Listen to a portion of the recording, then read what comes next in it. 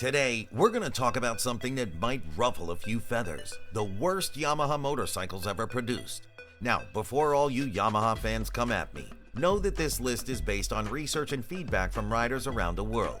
So buckle up, because we're about to explore some of the flops in Yamaha's history.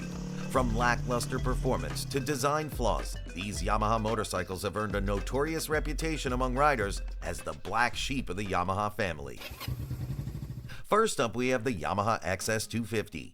Introduced in the late 1970s as a budget-friendly option for riders looking to get their hands on a reliable and efficient motorcycle. However, what seemed like a promising concept quickly turned into a nightmare for many owners. With its underpowered engine, less than ample performance, and outdated design, the XS250 fell short of expectations right out of the gate. One of the biggest issues plaguing the XS250 was its weak and unreliable engine.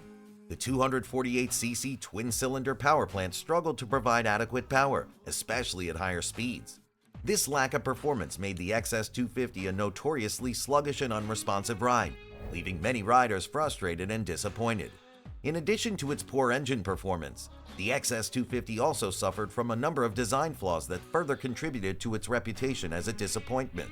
The outdated styling, uncomfortable seating position, and subpar suspension system all worked together to create a less than ideal riding experience for owners of the XS250. To add insult to injury, the XS250 was also plagued by handling problems that made it even more difficult to ride. The bike's heavy weight, cumbersome maneuverability, and unpredictable steering made it a nightmare to navigate through tight corners and busy streets. For many riders, the XS250 was more of a burden than a joy to ride. The Yamaha XS250 may go down in history as one of the worst motorcycles ever produced by the renowned Japanese manufacturer. With its underpowered engine, outdated design, handling problems, and reliability concerns, the XS250 failed to live up to the expectations of riders looking for a reliable and enjoyable riding experience.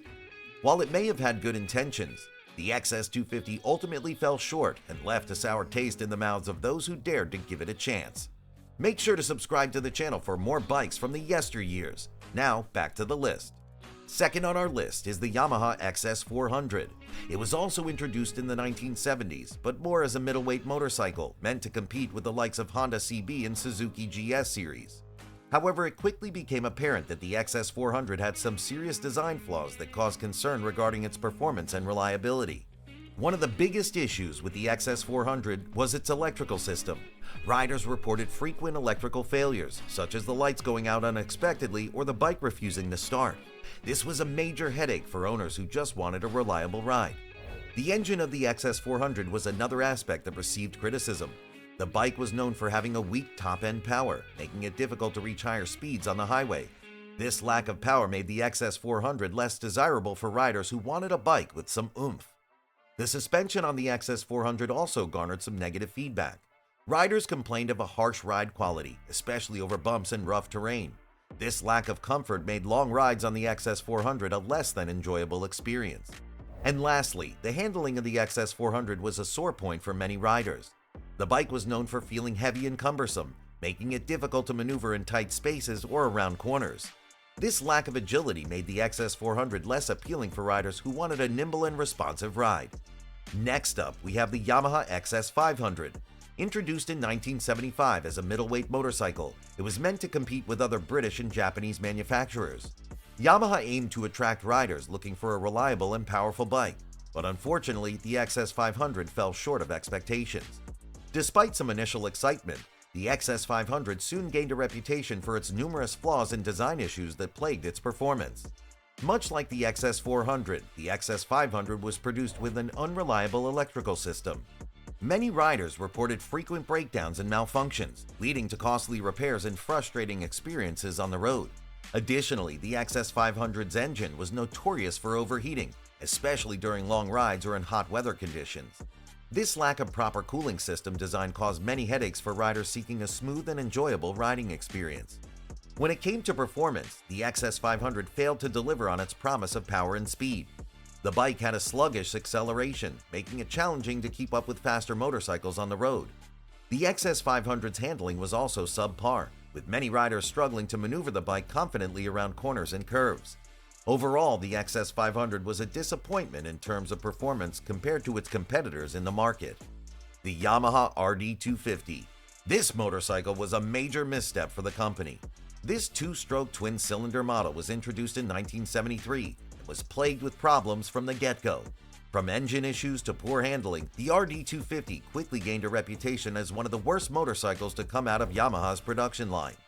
One of the biggest complaints about the Yamaha RD250 was its unreliable engine. The two-stroke engine also contributed to a loud and obnoxious exhaust sound that could be heard from miles away. If you were looking for a smooth and efficient ride, the RD250 was definitely not the bike for you. Adding on to the engine woes, the Yamaha RD250 also had serious handling issues. The bike's suspension was notoriously stiff, making for a bumpy and uncomfortable ride. The RD250 was also prone to wobbling at high speeds, which made it a dangerous choice for riders who wanted to push the limits. With poor maneuverability and a tendency to fishtail on corners, the RD250 was a nightmare to control on the open road. To add insult to injury, the Yamaha RD250 also suffered from a number of design flaws that made it a less than desirable choice for riders. The bike's frame was bulky and unattractive, with an outdated aesthetic that failed to catch the eye of modern motorcycle enthusiasts. The RD250 seat was also uncomfortably narrow and poorly cushioned, making long rides a literal pain in the backside. Last on our list of the worst bikes produced by Yamaha is the TX500. It was introduced as a mid-range motorcycle with high aspirations. It was marketed as a reliable and powerful bike for everyday use. However, soon after its release, riders started encountering numerous problems with the TX500, ranging from engine failures to electrical issues. It quickly gained a bad reputation among riders and was deemed one of the worst Yamaha motorcycles ever produced. Many riders reported that their TX500 would suddenly lose power while riding, leaving them stranded on the side of the road. The lack of durability in the engine components also contributed to the bike's poor performance and short lifespan. In addition to its engine issues, the TX500 was plagued with electrical problems. Many riders experienced issues with the bike's wiring, causing sporadic malfunctions in the lights, indicators, and other electrical components. This made riding the TX500 not only frustrating but also dangerous, as some riders reported sudden electrical failures while on the road. Despite being marketed as a powerful motorcycle, the TX500 fell short in terms of handling and overall performance. The bike had a heavy and cumbersome feel, making it difficult to maneuver in tight corners or at high speeds. Additionally, the brakes on the TX500 were notoriously weak, leading to longer stopping distances and increased risk of accidents. Overall, the handling and performance of the TX500 were subpar compared to other motorcycles in its class. The Yamaha TX500 is undeniably one of the worst motorcycles ever produced by the company.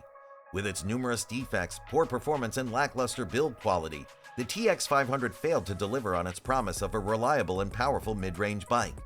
Riders who once had high hopes for the TX500 were left disappointed and frustrated by its constant issues and unreliability. If you ever come across a Yamaha TX500 for sale, it's best to steer clear and opt for a more dependable motorcycle instead. Whether you agree or disagree with our list, one thing is for sure: Yamaha has had its fair share of misses over the years. Let us know in the comments which Yamaha bikes you think should have made the cut and which you may not agree with. And as always, don't forget to like, share, and subscribe for more content from the yesteryears.